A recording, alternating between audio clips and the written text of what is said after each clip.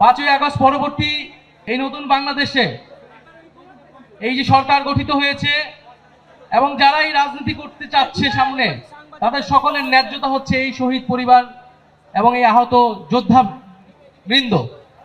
ফলে তাদের মনের আকাঙ্ক্ষা কি সেটা আমাদের সকলকে বুঝতে হবে।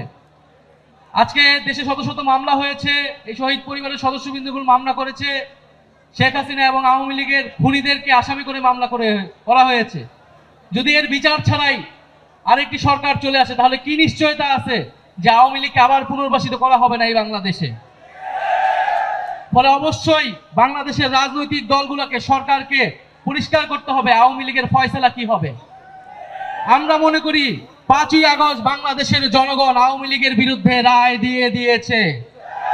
বাংলাদেশে আর আওয়ামী লীগের রাজনীতি, এই ফ্যাসিস্ট রাজনীতির আর কোনো জায়গা হবে না, হবে না, হবে না। ফলে আমরা বলবো যে আমাদেরকে বলা হচ্ছে যে আমরা নাকি নির্বাচন পিছানোর রাজনীতি করছি। খুব পরিষ্কার ভাবেই বলতে চাই, পাল্টা কথা আপনাদেরকে বলতে চাই যে আপনারা বিচার ও সংস্কার পিছানোর রাজনীতি করবেন না। বিচার ও সংস্কারের প্রতি ঐক্যমত পোষণ করুন। নির্বাচন আমরা আপনাদেরকে করে দিতে সহায়তা করব।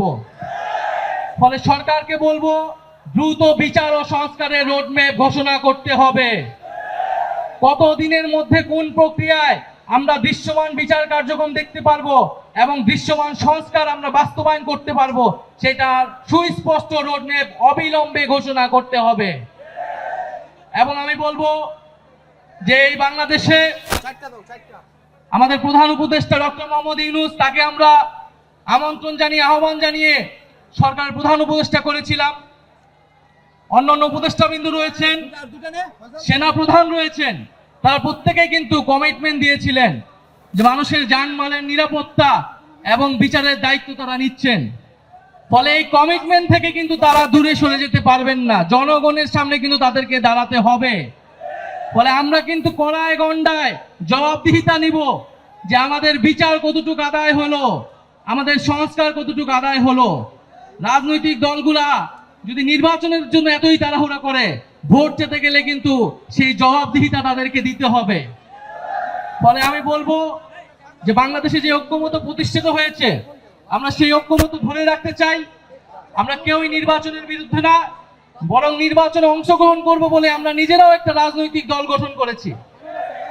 কিন্তু আমরা বলছি যে বিচার, সংস্কার এবং নির্বাচনের ক্ষেত্রে আমরা বলেছি গণপরিষদ নির্বাচন। কারণ এই জুলাই গণঅভ্যুত্থানের মধ্যে দিয়ে এই সংবিধান, এই ফ্যাসিস্ট সংবিধান অকার্যকর হয়েছে, ব্যর্থ প্রমাণিত হয়েছে। ফলে জুলাই গণঅভ্যুত্থানকে একটি সাংবিধানিক স্বীকৃতি দিয়ে একটি নতুন একটি সংবিধান এই জাতিকে আমরা উপহার দিয়ে যাব ইনশাআল্লাহ।